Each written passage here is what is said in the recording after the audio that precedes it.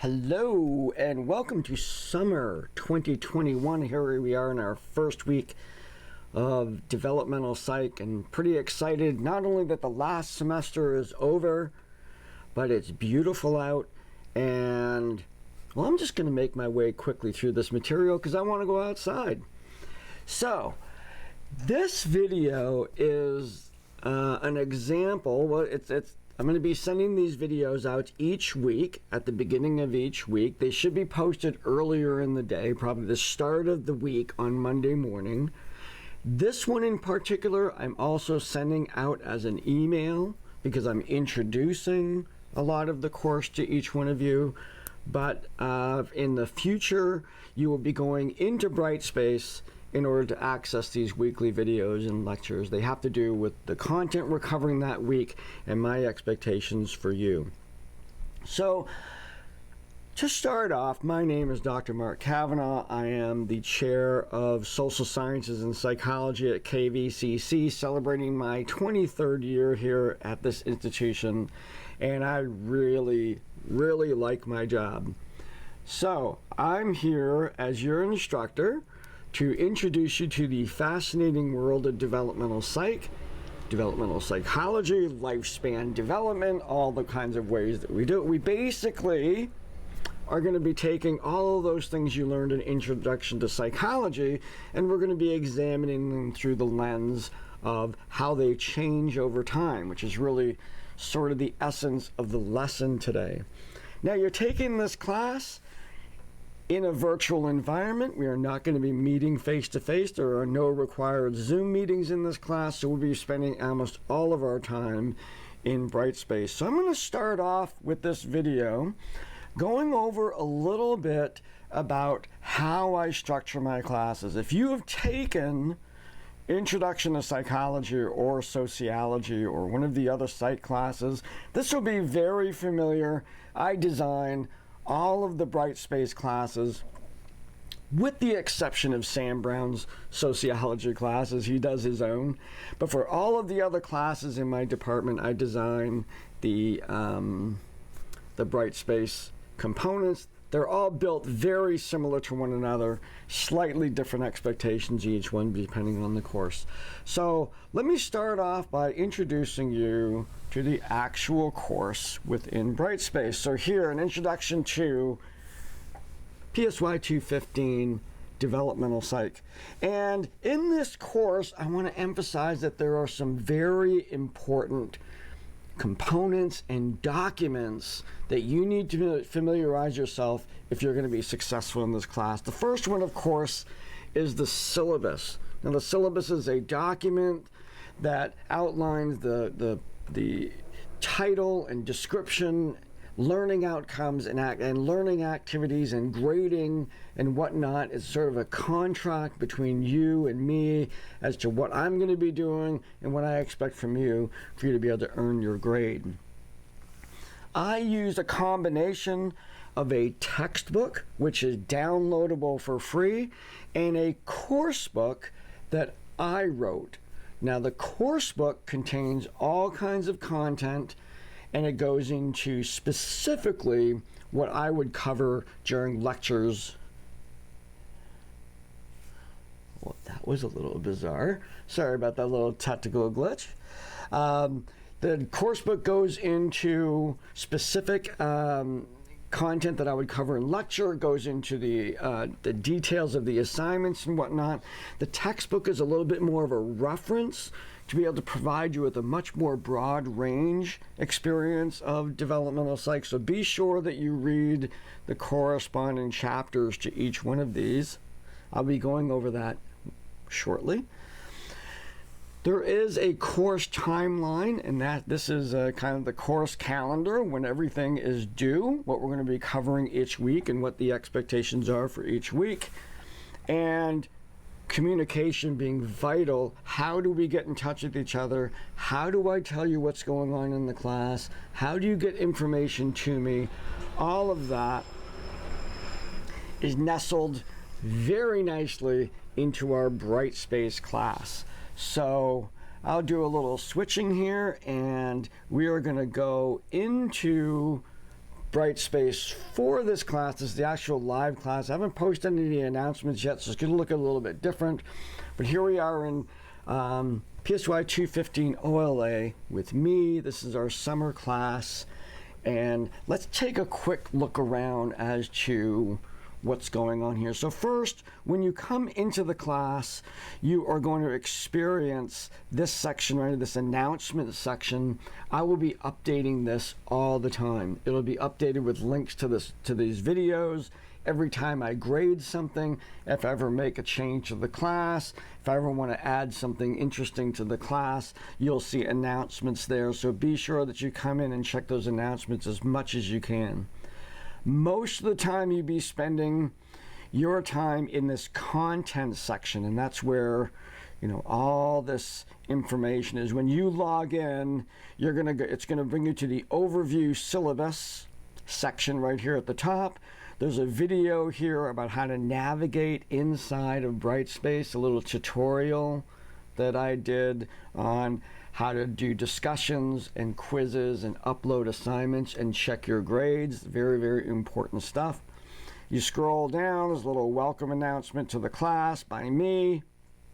Some course information. The beginning date is today, May 10th.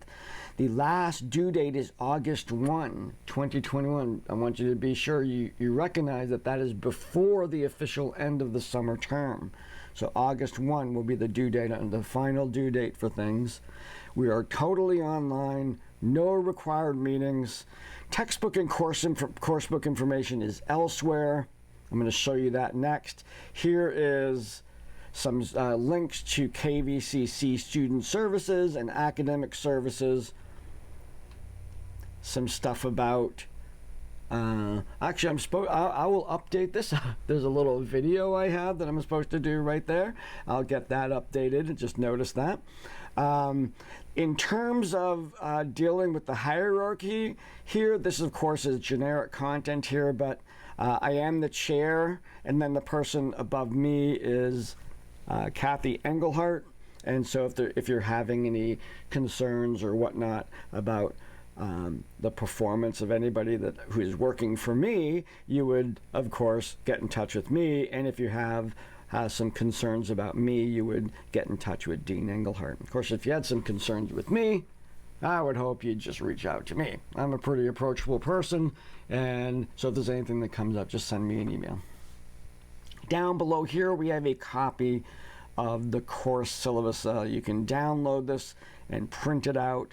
Please read all of this. This shows all the expectations for the course book, the chapter quizzes and assignments, how the whole course book thing works, attendance in terms of the discussions, and special assignments. And there's a very special assignment that's going to be happening this particular semester, how grading is calculated, that what the grades mean in terms of numerics, and then attendance and course requirements, all referring to places here in Brightspace.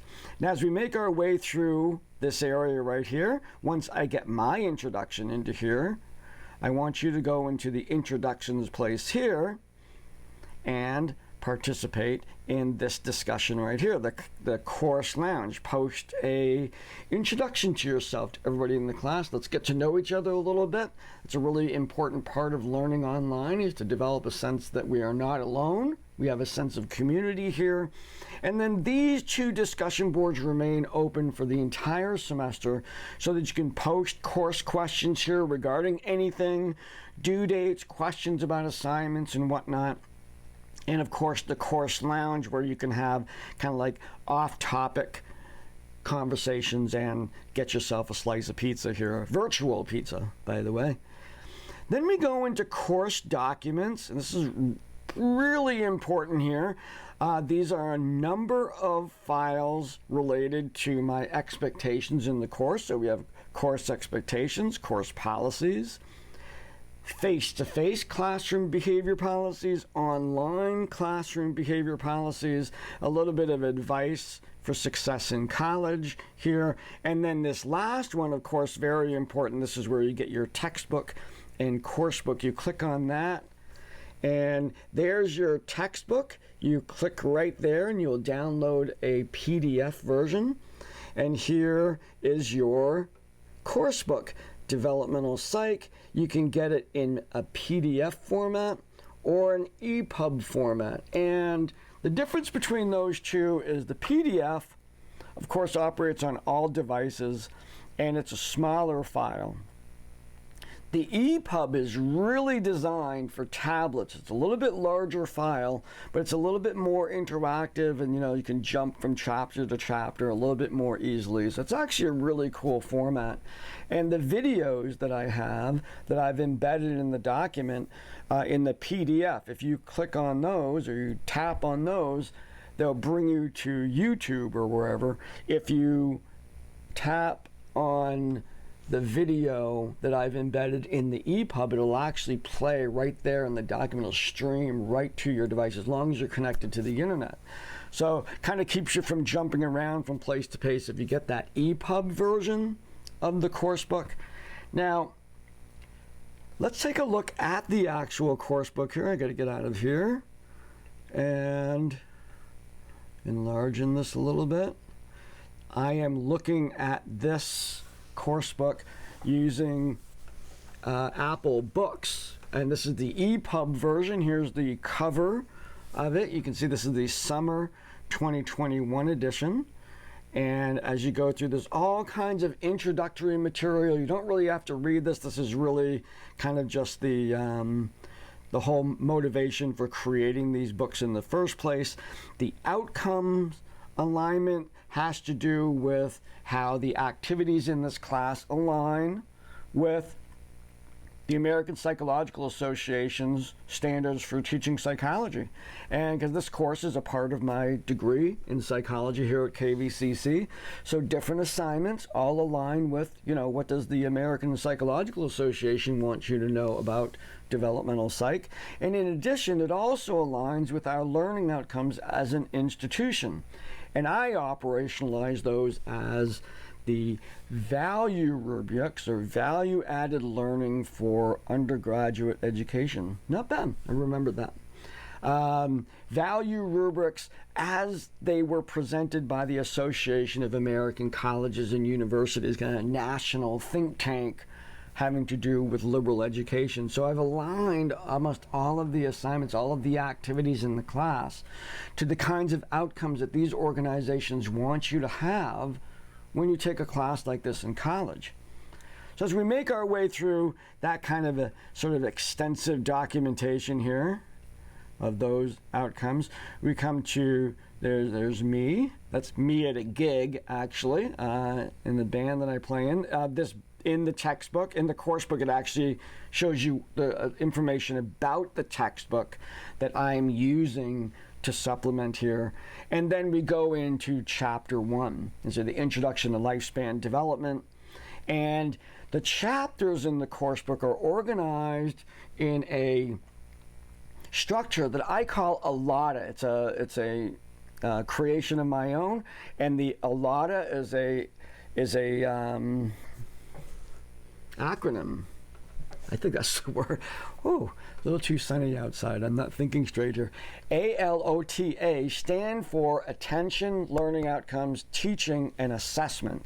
And that's how you'll see the content of each chapter organized in the course book. Now, chapter 1 in the textbook and chapter 1 in the course book are the same general sets of material. In fact, that's where the titles come from. The chapter 1 in the textbook is Introduction to Lifespan Development. Chapter 1 in the course book is Introduction to Lifespan Development, and it happens throughout the class. It's 10 chapters, and you have the textbook for broad and deep reading on that, and then you have the course book, which is sort of it's a digital form of my lecture, stuff that I would do in class, and even more specifically, going into what I'm expecting you to do. So I'll get into this in a little bit when I do the lecture for today, but as you make your way through the course book here, you see there's the attention section, talk about what is normal. I listed learning outcomes that you're going to be doing in this particular chapter. Then I introduce you to the teaching, and this is kind of the content. So you read all this. If you click on these things, again, this is in the EPUB version. If I click on that, I'll allow, and it loads the content, loads the video content. This is actually from my my Dr. K Psychobabble YouTube channel, and I could actually play this right here in the video here. There's my theme music there coming on. And that's Dr. K's Psychobabble playing there. All the videos will now appear now that I've accepted this document to look at them. So if you're using the EPUB version, you'll see that. Then we get into normative development. And this is all, you get through the content of the class here. We'll get down to the, that was another movie right there that you can play. It's all chapter 1. And we get to the end of chapter 1, the assessments, the last A in ALATA. And this section describes the activities and assignments for this chapter.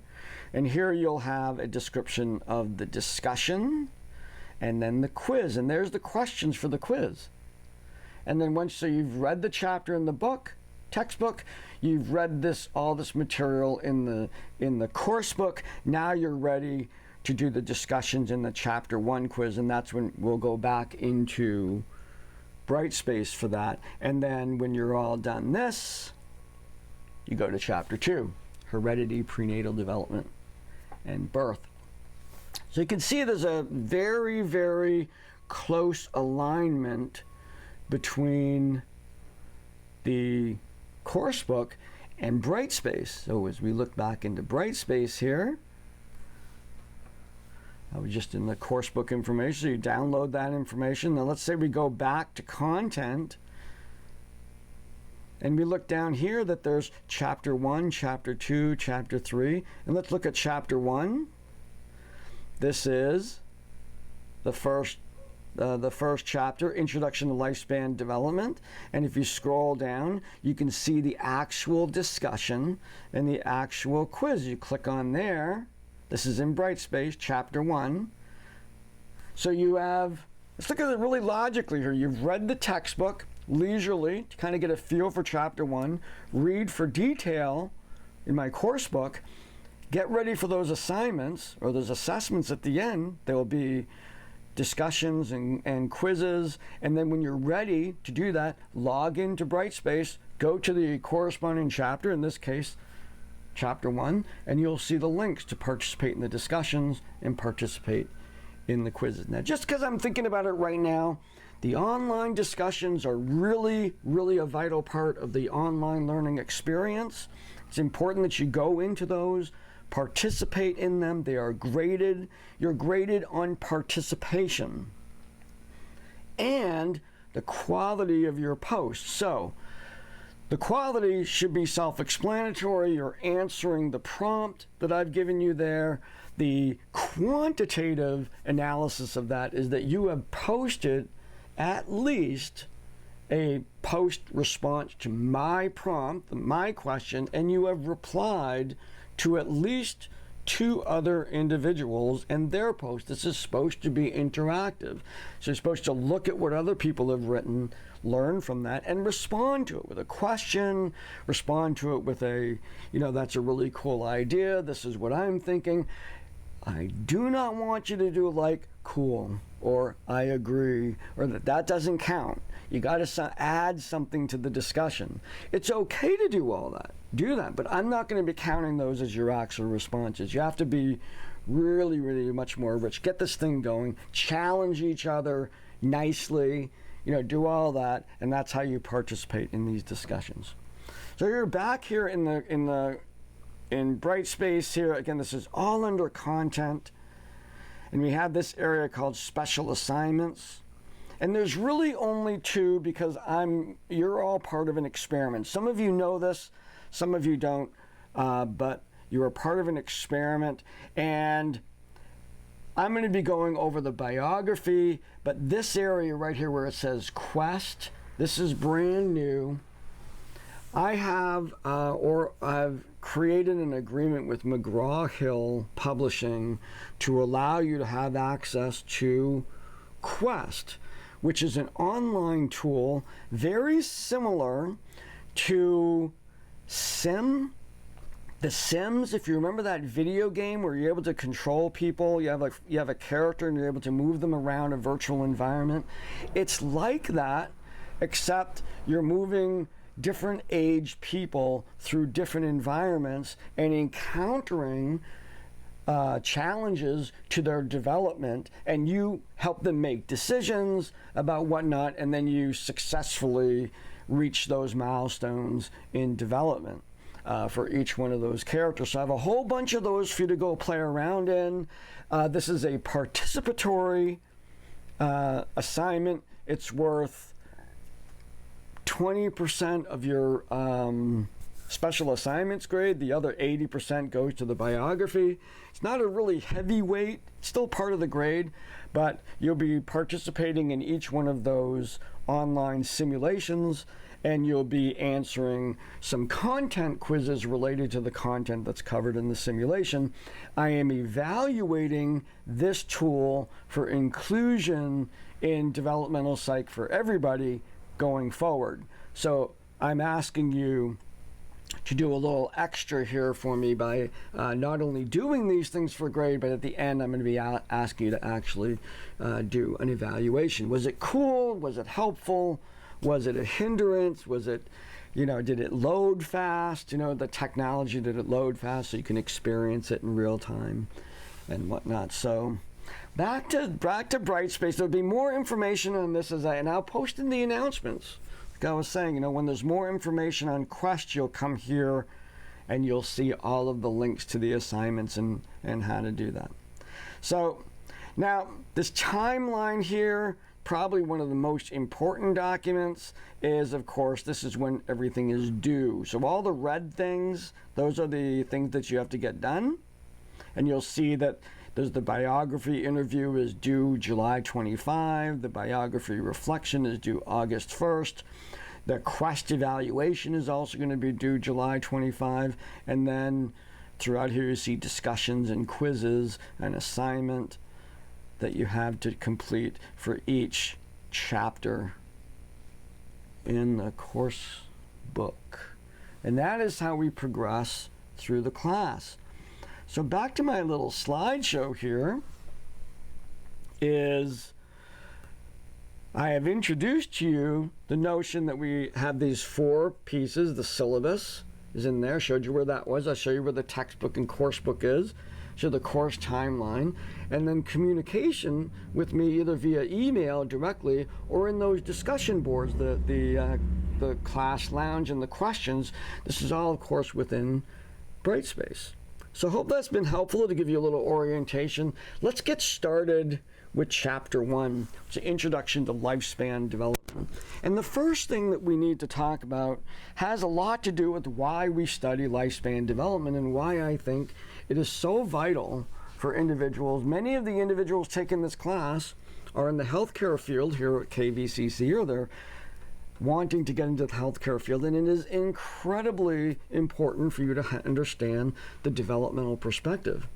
So the first concept that I want to introduce you to is the concept of what is abnormal and, again, what is normal. Now this content right here comes right out of whenever I talk about abnormality, I talk about it in the same way. And let's get a sense of normal and abnormal, and then I want to talk about how that applies to developmental psych. So the world of psychology defines abnormality by 3 criteria: statistics, social norms, and behavioral functioning. So we're going to take a look at each one of these really quickly. First of all, when we talk about something being abnormal, we have to consider the likelihood of us encountering that behavior. Now, if we do statistics on almost any set of behavior and we draw samples and we graph those samples over a frequency chart, which is what you're looking at right now, you get this sort of standard bell-shaped curve that represent the instances of certain behavior as we would observe them in the real world. Now, we recognize that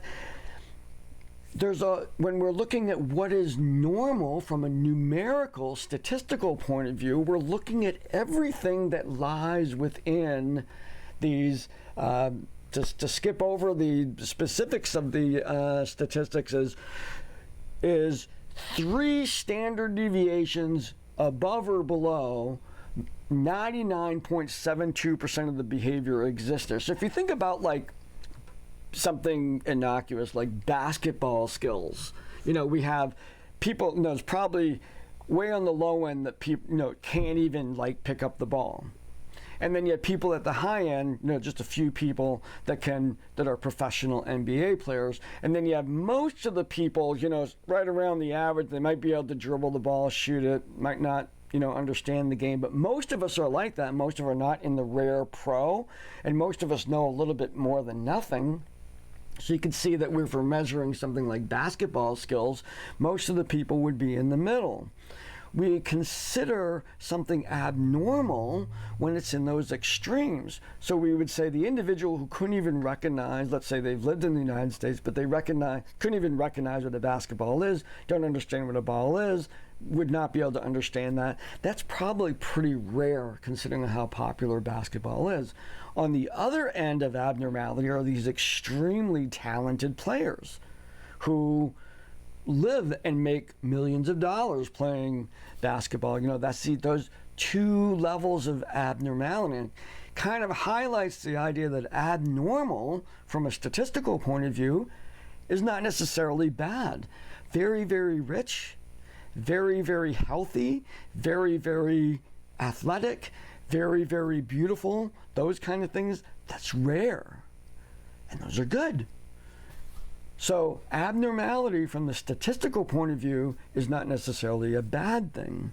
But we do recognize that when we see things on these extremes, we define the first criteria for abnormal behavior is that it's rare. It exists on these fringe elements, 2 or 3 standard deviations above the mean. Now the next one is norms. This is sometimes the one that we encounter, and that is when we think of culture, this is borrowing from sociology, which you'll see me doing all semester. Culture is made up of 3 components: norms, values, and expectations. Norms for behavior, which I always kind of have to struggle with, getting norms and expectations cleared up. But norms meaning the behavior that I consider to be human behavior in certain situations, how I would act. Values are what's important. Okay, what's number 1, what's number 2, how do my value systems, all of those things. And then, of course, expectations is how are all these things working together as a system. This is roles, statuses of people. When we have expectations of people, like say police officers are supposed to protect us. And the reason why we might be very upset when we see police officers not doing that is that because it's a violation of our cultural expectations. Like, wait a minute, I can see, my neighbor who I don't even like, I can see them trying to hit me, but the police officer trying to hit me, that makes no sense. And we see these kind of reactions to abnormal behavior when they violate our norms, values, and expectations. And this is another way in which we define abnormality. So you have statistically rare, and then the other one is culturally inappropriate. It violates a norm, a value, or an expectation. And then finally, we look at function, and this is oftentimes from a rehabilitation treatment perspective, this is one of the more important ones, and this has to do with status and roles people in society, the status being their job title, roles being their job description, such as mom, dad, student, work, your role with your friends, how you manage money, self-care, and safety. Each one of these things the question is your diversion from the norm, your statistical rare behavior, does it get in the way of you fulfilling these roles in society? So if I drink, let's say I drink a lot, and statistically I drink more than other people do. I drink at work, okay, more than other people do. That would be the statistical rare. I drink at work. It interferes with my function there. I mean, it's not appropriate. It's not a norm for me to pop out a beer halfway through class. And then, how does it affect my teaching? So that would determine, you look at each one of those factors, and that would determine whether I have a substance use disorder. So that's how we kind of determine these abnormalities. Now, what does this have to do with developmental psych?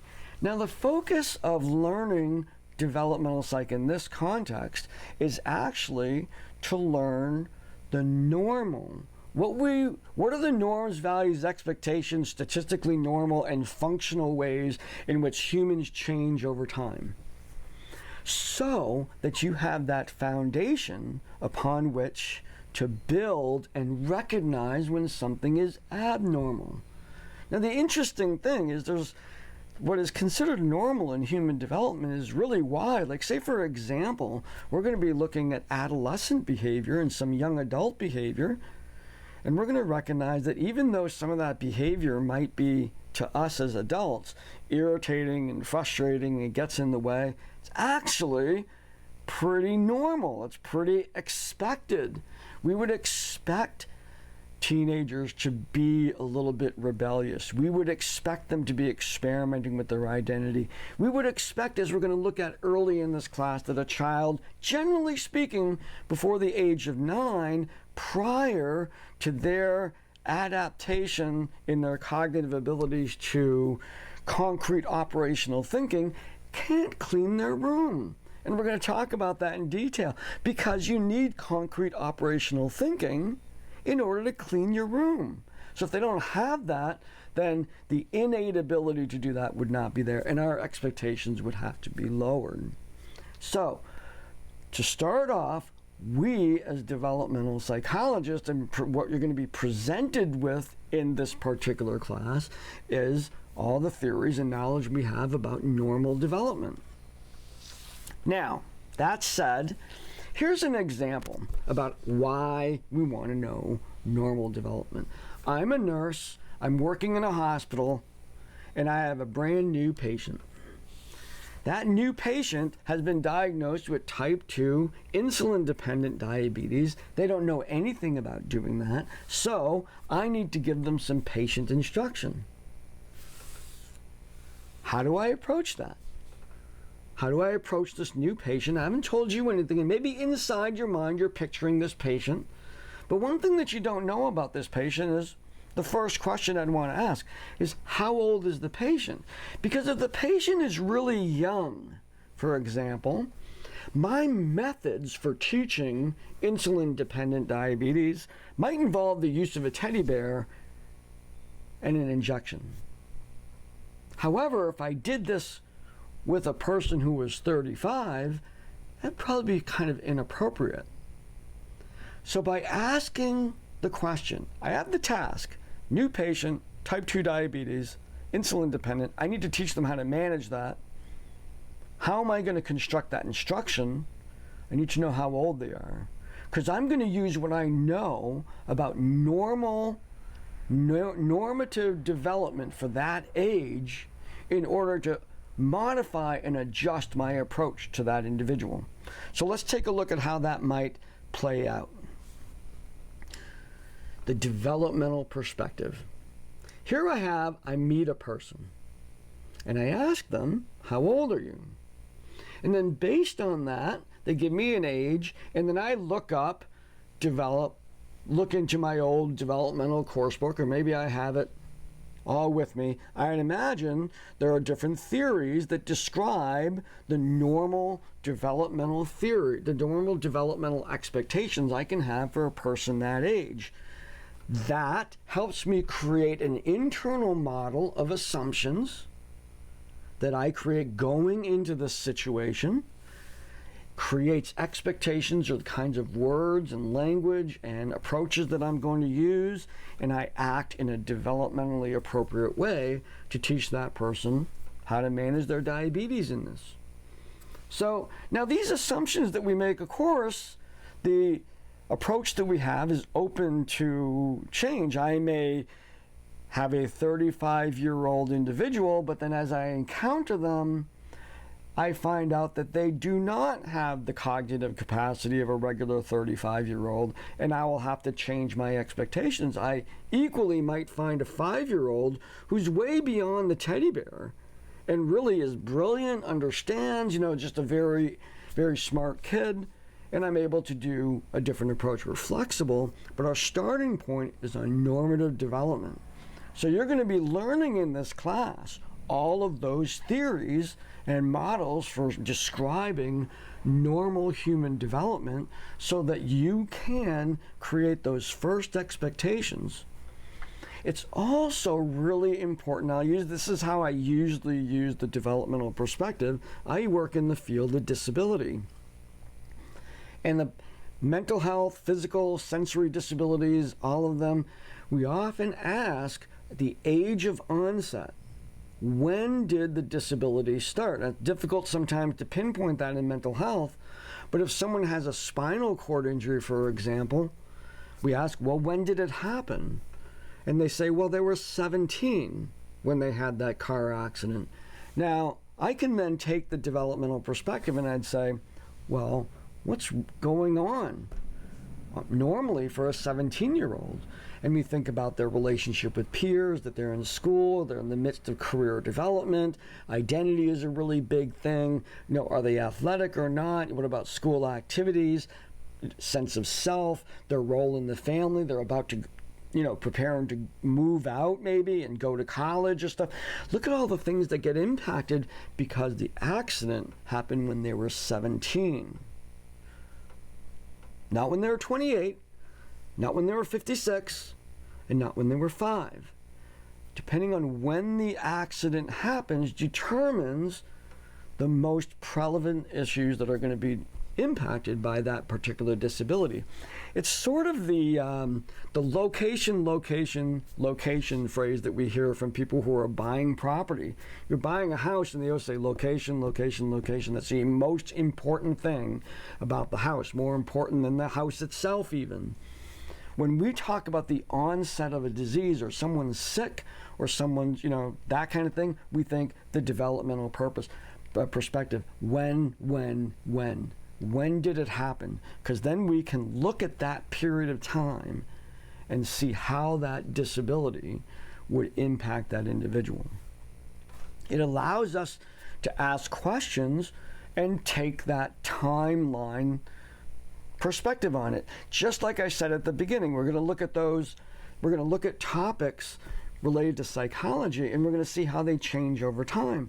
So you might ask a question, and this is I'm leading toward the assignment here, the quiz. You're going to ask a question about psychology, such as, how does memory work? And we learn about that in Intro to Psych. But we change that a little bit when we say, how does memory work? How does memory work for a 5-year-old? That's it. I've just transformed that question into a developmental question. I'm not asking for a comparison. I'm not asking what's the difference between 5-year-olds and 10-year-olds in terms of memory, although that's a valid developmental question too. Let's keep it simple. How does memory work? How does memory work in a 5-year-old? That's it. What happens when a person gets pregnant? Well, what happens when a 15-year-old gets pregnant? What happens when a 60-year-old gets pregnant? Wow, look at that difference just in terms of just asking that age. All you're doing is you're taking that psychological question about how we think, how we approach things, attitudes, whatever, and you just add age. So in one of the assignments, I'm asking you to actually come up with that first question that has no age and then ask it again, inserting age. And it's that simple. How do you learn to ride a bike? How does a 5-year-old learn to ride a bike? How does a 20-year-old learn to ride a bike? It is that simple. You're just adding the number, the age of that person to get that developmental perspective. Okay. Now, the theories that we have can be organized as relating to a number of clocks. Now, these are not one-to-one. You don't need all of it. I'm not saying theory 1 is this, theory 2 is that. This is just generic. We have all kinds of theories, and those theories address how things change over time, and we define 4 categories of how we measure time, or these clocks. Now, the first one is the biological clock. So there are theories and models that describe how our biology changes over time. When does adolescence kick in? When does menopause? When do we get gray hair? This is all biologically determined. Then we have the psychological clock, very closely associated with the biological clock because we're talking about brain development as well as the development of cognitive abilities, memory abilities, maturity, those kinds of things, emotional control, attention span, all of these things that change over time. Then we get the social clock, personally one of my favorite ones to talk about. This is the should. This is not how social someone gets, how many friends they have or anything like that. It's not what this is about. The social clock is, well, let me just throw an example. Your neighbor has a child. That child is 27 years old, and they're living at home. Mom cooks their meals. They don't have a job, and mom does all their laundry, blah, blah, blah. Okay? And you're sitting there going, failure to launch, 27-year-olds should be doing what? And you can make the list. Maybe they should have their own job, living outside of home, doing all of that stuff. And without any additional information, you would say that that person is in violation of the social clock, meaning that by age 27, society has expectations as to what you have going on. Stuff can come along and throw you off the rails. KVCC is a mecca for individuals in violation of the social clock because let's say you're going along with your job and your job disappears and then you're back in school starting over again at age 30. Dang it, that's not what you had planned. That's not what's in the social clock. It's becoming a new part. It's becoming a part of a new social clock, but maybe it wasn't the expectations that we had. Maybe an unplanned pregnancy early in life. No, we didn't. We don't really plan 11-year-olds to have babies. So that's probably in violation of the social clock. So it's those shoulds. And the interesting thing about it, like all of social norms and whatnot, we can sometimes question them. And sometimes our expectations are actually discriminatory. Like we may think that an individual who's 75 who can't find their keys is simply having memory problems that come with age, and we'll find out that that is not true. That memory problems don't necessarily come with age. They're probably the result of some sort of disease process going on. Losing your memory when you get old is not normal, as we will find out when we cover that part of the life. So we have the social clock, the social expectations as to what's going on at specific ages. And then finally, another interesting one, the historical clock. And this relates to your generation, when you were born. And whenever we hear, as you will in this class, well, back in my day, and things were different, values were different, norms were different, expectations were different, technology was different, attitudes, all of these things that were different back then, and they shape who I am today. So based on when you were born in history is the impact of your social clock. I have particular values, norms, and expectations, beliefs about myself and whatnot that are largely influenced by the fact that I was born in 1965 and I lived through certain things in my life, and those shaped who I am today. And each one of us is subject to those things. And so the historical clock is really what we're talking about when we refer to the generations. Now, the generations as we define them right now, you've heard these terms. We have some of them: silent generation, the boomers, Generation X, millennials, Generation Z, Generation Y. Now, I don't know how they pick these, but we see these ages from the silent generations were born between 1928 and 1945. Baby boomers were born right after World War II, 1946 up to 1964. Gen X, born in 1965 to 1980. Millennials, born from 1981 to 1996. And these, of course, have changed, and people have different interpretations exactly when the ages are. I was born in 1965, and I've seen charts just like this that place me on the tail end of boomers. And then Generation X. Now, I will tell you, I'm much more Generation X than I am a baby boomer, but because I'm on the cusp, I have a significant amount of baby boomer sort of thing. So the question is, in what way does the time that we're born influence the kind of person that we are? And there's significant research on this, so we're going to go to the web. Let's take a little trip over here to the web. Click on this, and here we have a website from a marketing company. Now, yeah, it's not a psychological research article about this, but it is a very valid point of view. When you're trying to sell products, you have to understand the psychology of your customer, your potential customer. So one of the best sources of information on consumer behavior, and in this consumer behavior across the lifespan, is actually in advertising, a place where lots and lots of psychologists work. So this particular website, a link of which is in your course book, will go over each one of the generations. Like, there's a few different names here we'll encounter, just a different source. And we go down here and we look at the Depression era. What are those? And it said, like, this document was created in 2004, I believe. So in 2004, there were 83 to 92. Okay, but the Depression era, and this is a little bit of a personality profile of what you might see in individuals who were born as a historical clock. Depression era individuals tend to be conservative, compulsive savers, maintain low debt, more security, financial products like CDs versus stocks, those kinds of things. Then you get the silent generation here, World War II. The personality of them, post-war cohort.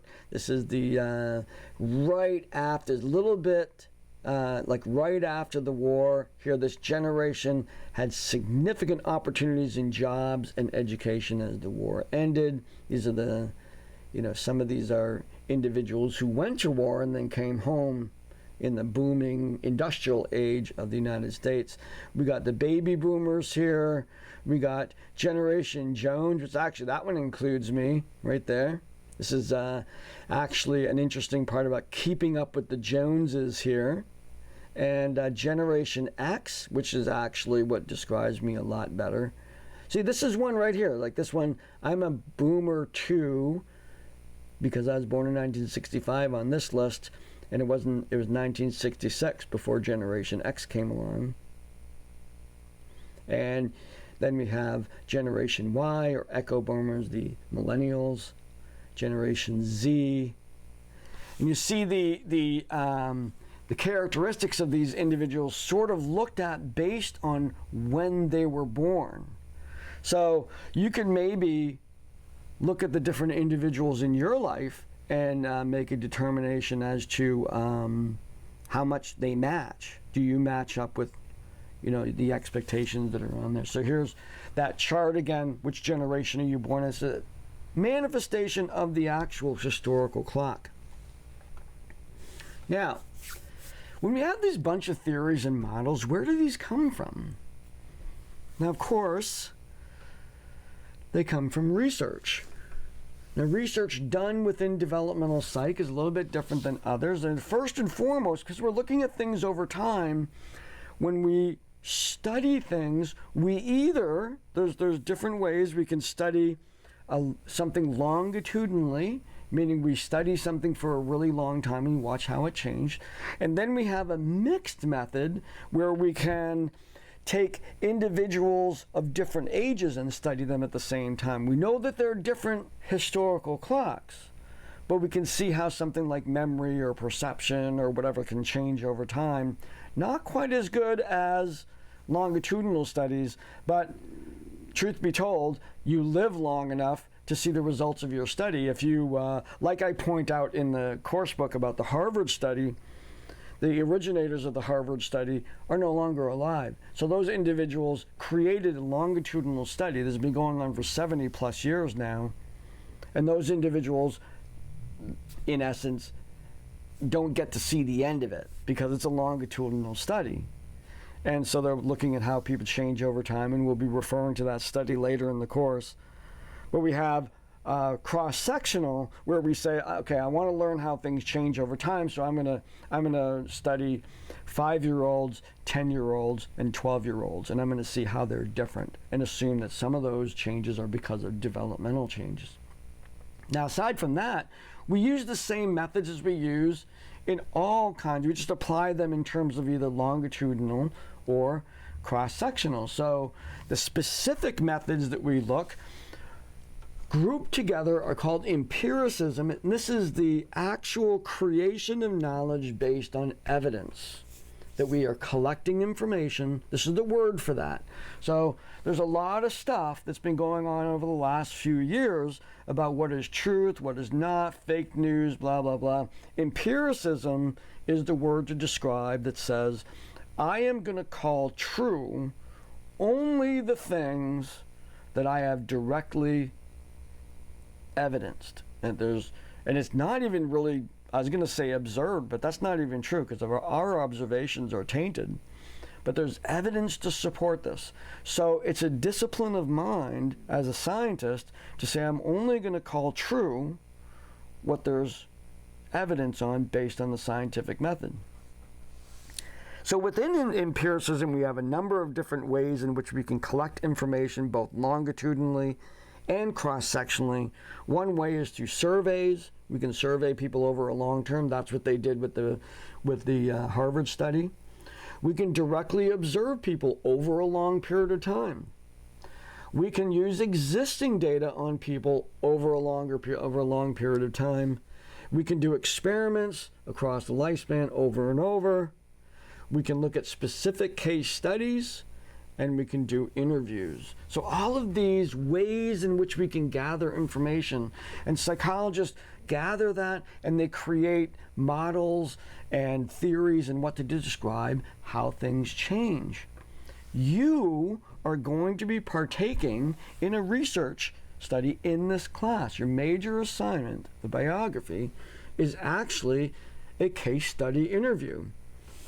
So these techniques are going to go into your biography. You're going to be interviewing someone age 65 years or older and writing their story. That's part one, just writing their story. This is narrative.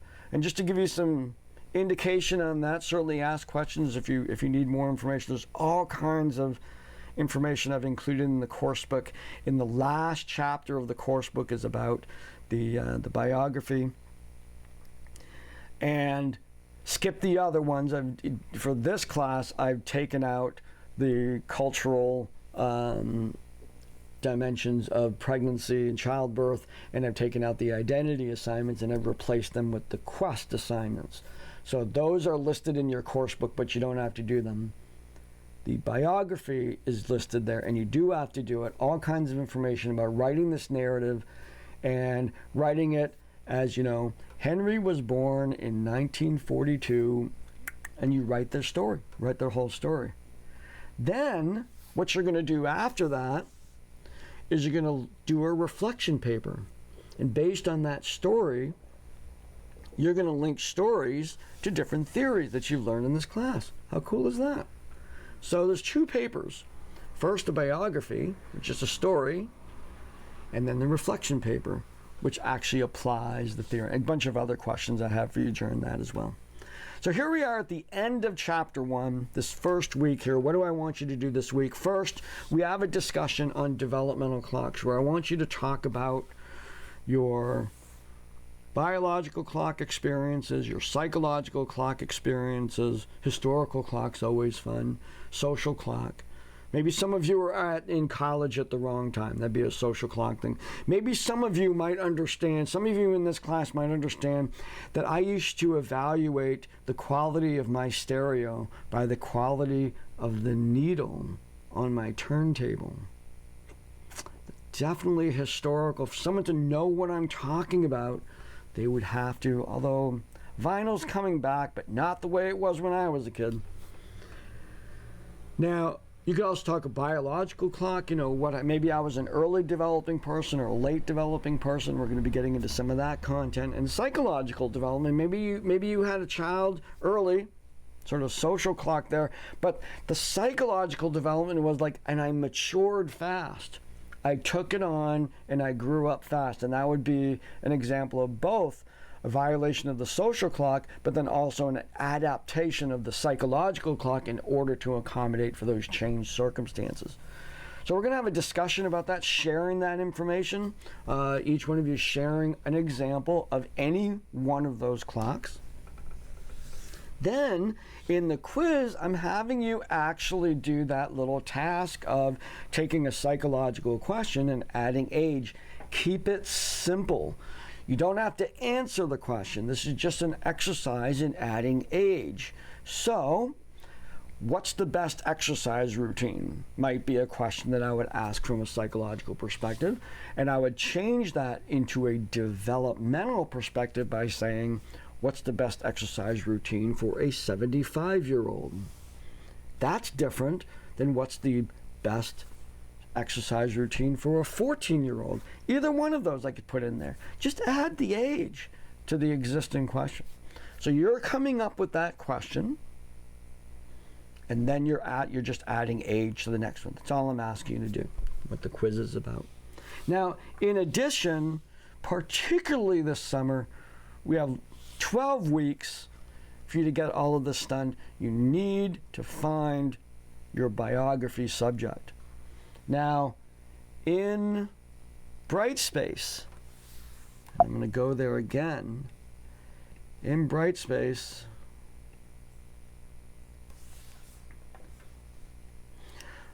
under special assignments, you're going to see, there's the biography, and this is where Quest is going to be. But the biography proposal, this is described in the course book as well.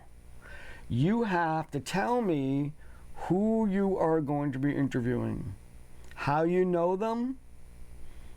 There's a couple questions about your responsibility to make sure you get this assignment done, etc., etc. You have to propose that for me prior to starting your interview.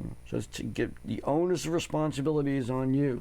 You want to start this as soon as possible because it sometimes takes a long time.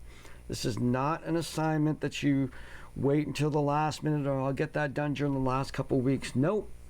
No. And if you don't get it done because you procrastinated, that's on you. That's not an excuse for not getting it done. So make sure that you take this first week, reach out to family members, anybody that you might know, reach out to me for any ideas, reach out to your classmates if you can borrow a grandparent, whatever.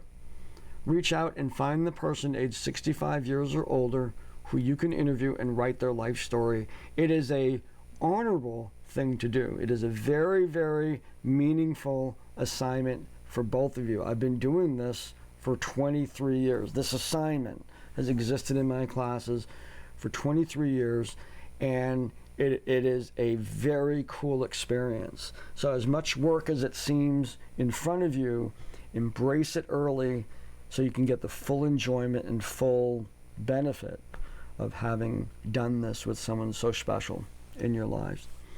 If you and not, I wouldn't push this. Don't pick the person who you want to figure out what's wrong with them. That's not the purpose of this. Pick someone who's going to be willing to tell you the story, not the person who's going to say, "Oh, I'll tell you my life story, but nothing before age 12." That's not your subject. This is an assignment, and it has to meet certain criteria, and I'm sure that that's a really good story to tell, but not for this assignment. So you're picking someone who's willing to tell you the stories, willing to go into some detail so that you can get the assignment done, willing to answer some questions along the way, because I have some quizzes where I'm asking you to ask your subject something specific. And so that person, to continue a dialogue with them. The person, yes, because of all those reasons, has to be currently alive, and people have asked, and you need to be in contact with them. And so you don't use other people to get their story. You are, part of this is the interview, the research process of conducting the interview. And I will tell you that in general, if you pick someone age 65 or older, getting them to talk about their lives is really not that hard. Just, tell me about the old days, whatever, and there you go. The hard part is putting it in order, because the final paper that you submit to me has to be in chronological order. So taking notes, organizing them, all of that stuff, that's going to be the real challenge of this particular assignment. So, long video. They won't all be this long, because I'm not always going to have to introduce the class. I will be talking as fast as I can, although I like lecturing, so I can go on and on. But please watch these videos each week. They're going to be posted in the announcement section in the course. I look forward to meeting each one of you in the course lounge and beginning this journey with you this summer to learn about how we change over time. So take care. I'll see you this week.